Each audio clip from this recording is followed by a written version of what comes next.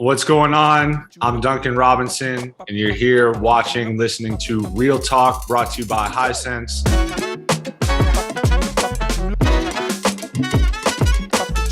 I'm here with my guy, Scotty Pippen Jr. Scotty, how we doing, man? I'm doing good, man. How you doing?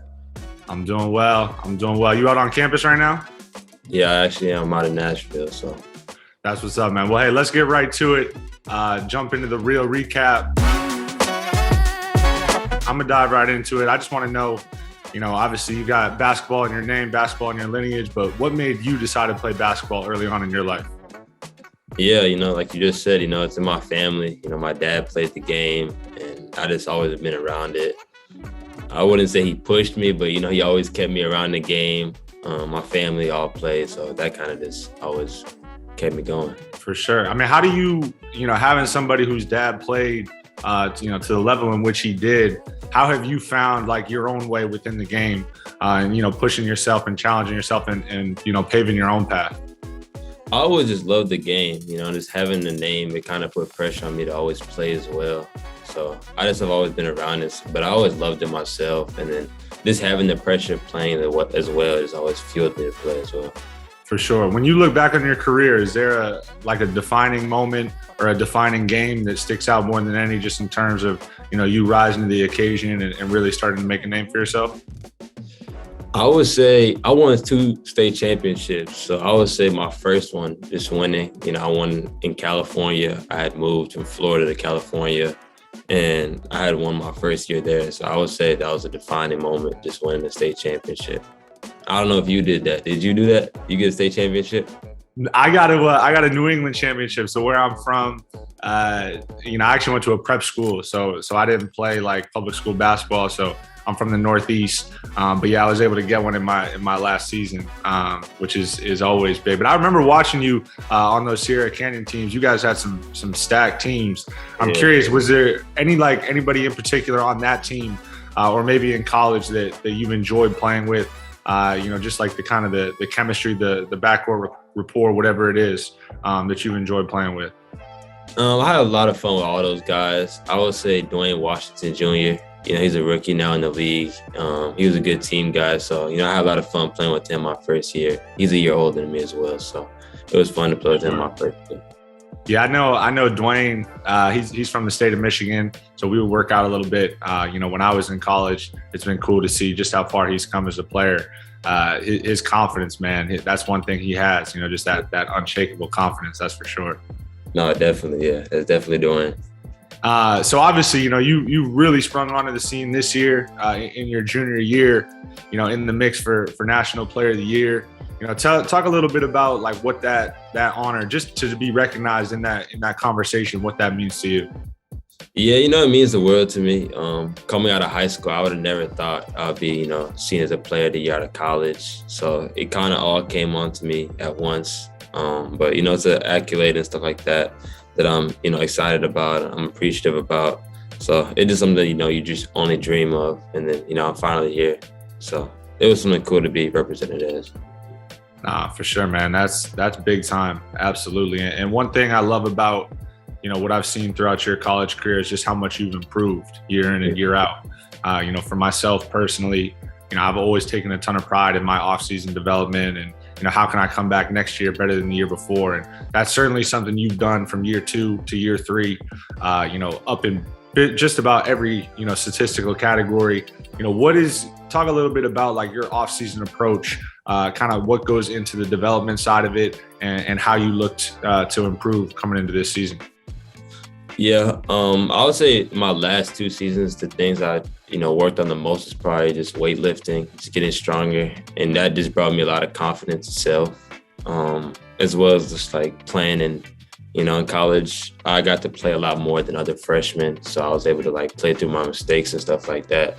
So I always had confidence on the court just to, play my own game. And that just helped me improve, as well as just weightlifting and just getting my summer work in. Nah, for sure. I mean, I think the biggest difference between high school, and I'm curious what you think on this, but as you jump to playing college is, you playing in college, you're playing with grown men, and a lot of what you're able to get away with in high school, quickly changes in college. Have you found that to be the case? Obviously you played a high level of high school basketball, but even making that jump to, to playing high major basketball. Yeah, I agree. When I first came to college, I was probably the smallest kid on my team. So I thought I was going to have to redshirt my freshman year. But, just the speed and the physicality was a big, change for me. That's why I had to make sure I got that off-season work in. And that's definitely helped me a lot. For sure. We talked a little bit about, your high school days. You played obviously with some big-time players. I'm curious if there's any rookies that you've been dialed into this year, whether it be in the league or in college basketball that you've enjoyed watching, and whether you played against them before or whatever. Just curious of your take on that. My rookie in the league would be Dwayne Washington Jr., like I said. But, a lot of those guys on my high school team, like KJ Martin, Cassius Stanley, there's some second-year guys, but those are my, guys. So I definitely have to pick them for my rookies to watch. What is it about everybody that plays at Sierra Canyon having bounce? Because everybody you just said has crazy bounce. Is it something in the water over there, or what do we got going on? I don't know. It's not that. We all came together at one point, so I wouldn't say we all grew up or, grew together with the bounce. I think once we just got there, we just all put our bounce on display, and, it's very competitive. So you either have to have bounce or, you have to get out of there. So that's what it pretty much is. Man, well, I certainly wouldn't belong. I need some of that bounce, man. You got to pass some of that this way. All right, man, let's transition a little bit to the rookie realness. We want to talk about college basketball. We want to hear more about, your journey, your success, your day-to-day, and what makes you such a great college player. If you could just shine a little bit of light on your routine, your day-to-day routine, what it looks like between the work you're putting in on the court, weight room, and then also, obviously you're a student athlete. So, everything you got to do in the classroom and taking care of business on that end. What's it look like over there? Yeah, so my daily routine, usually in the mornings, we'll have practice at like 8 a.m. or so. So getting up around like 7, have practice from like 8 to 11. And then after practice, we'll usually, sometimes have weights right after from like 11:30 to like 12, 15-ish. And then I have like 2 classes every day. And then after that, my day's pretty much free. I could, go get some extra shots up, and then usually at night I'll just play like video games and just, kick it in my dorm room. That's pretty much my day though. For sure. And that's one thing I definitely miss about college basketball is, your teammates are, you're doing everything with them. You're going to class, you're eating meals, you're living with them, playing video games. It definitely changes a little bit, when you become a professional.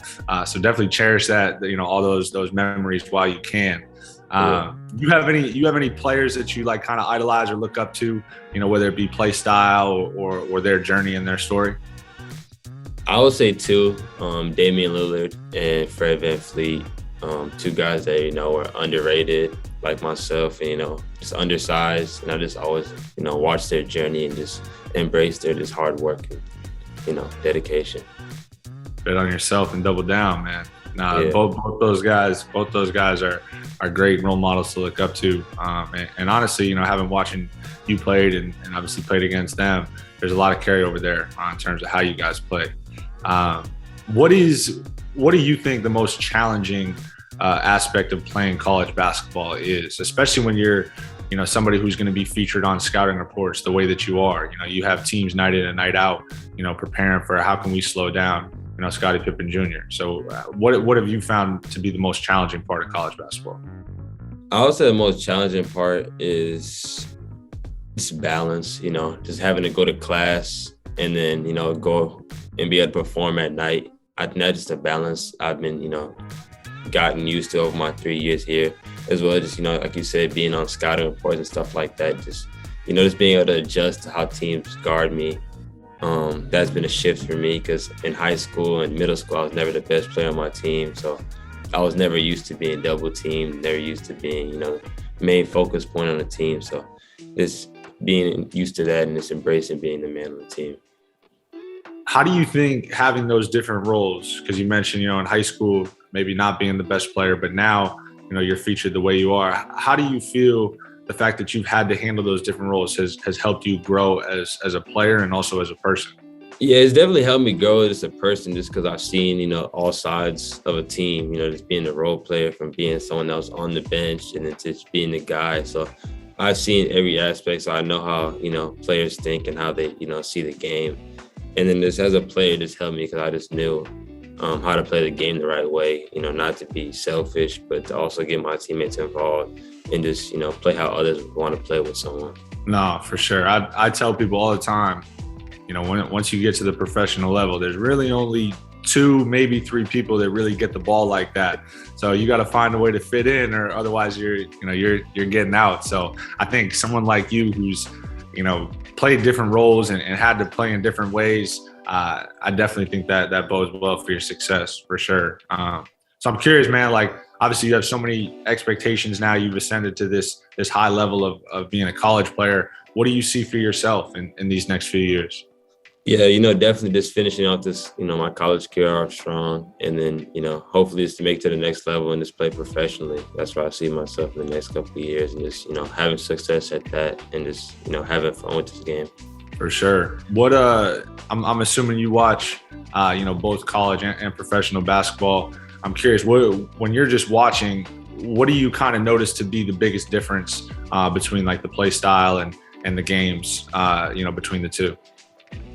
I would say I think college is more team oriented and just, I think it's more, I don't know. I think they just make more mistakes. I think it's more exciting to watch because, no lead is too, big, too short, and there's, a lot more close games because I think once you get a lead in the professional levels, it's easier to maintain and stuff like that. But I think you would know better than me. So what do you think about that? No, I mean, I think, both are exciting in their own way. I think just in terms of the play style, like the big thing that sticks out to me is the spacing. When I watch college basketball, I realize that it's so hard to maintain spacing. There's so many people in the paint. And as a result, I think it's so hard to score. And that's why you see the scores low the way that they are. And, professional basketball, there's different rules, making sure people aren't in the paint. And also, the emphasis on 3-point shooting. If you can't make a shot, you're probably not going to be on the floor. So there's definitely, that was one of the first things I noticed, going into summer league. That was like my first professional experience. And it definitely sticks out to you just how different the play style is. But you'll see that in due time. That's definitely in your future here soon. We talked a little bit about your preparation. How do you either train or prepare for a big game? Is there like a routine that you go through to kind of get in that right mindset?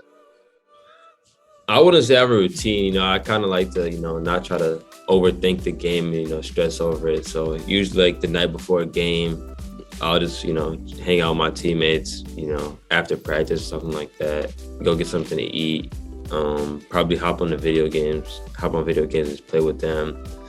And then, the day of the game, I usually get a pregame nap in and then drink a coffee. That's pretty much my routine.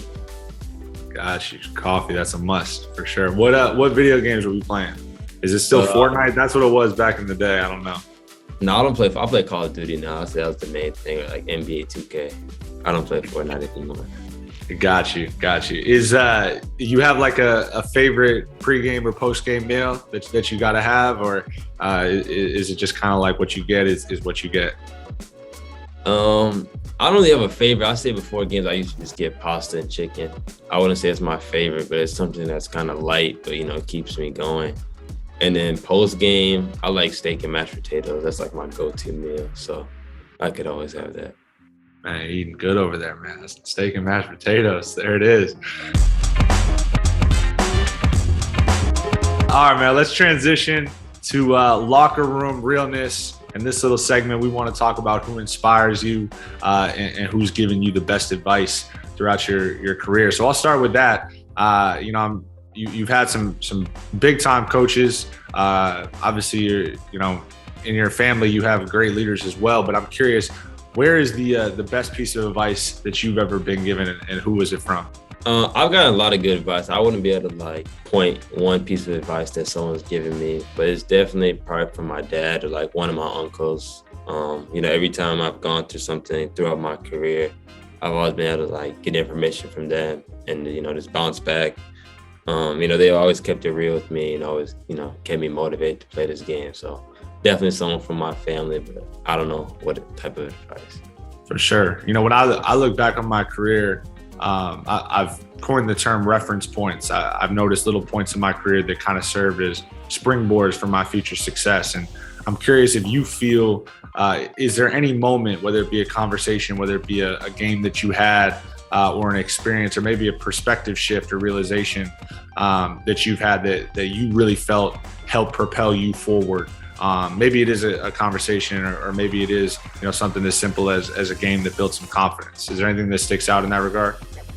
I would say throughout high school, I wasn't highly recruited, and I think that just kept me motivated to just prove all the doubters wrong, and I think that has kept me with a chip on my shoulder throughout my whole career. So I would say throughout high school. Got you. You talk about having a chip. I'm curious, is there any player that you would love to play one-on-one with, really go toe-to-toe with, and really put that chip on full display? I'm putting you on the spot with this one. I'm sorry. You're putting me on the spot. I'll probably say Steph Curry. Oh, okay. Yeah, coming at the chip. I like it. Yeah, no, definitely. Probably Steph Curry because, they say he's the greatest shooter of all time. So I would definitely love to see our matchup together. I like it, man. So in that same light, do you have like an all-time starting five? 5 guys that you idolize or look up to? All time, yeah. So I would say the point guard, I would pick Stephen Curry. Shooting guard, Michael Jordan. The 3, I'll put LeBron.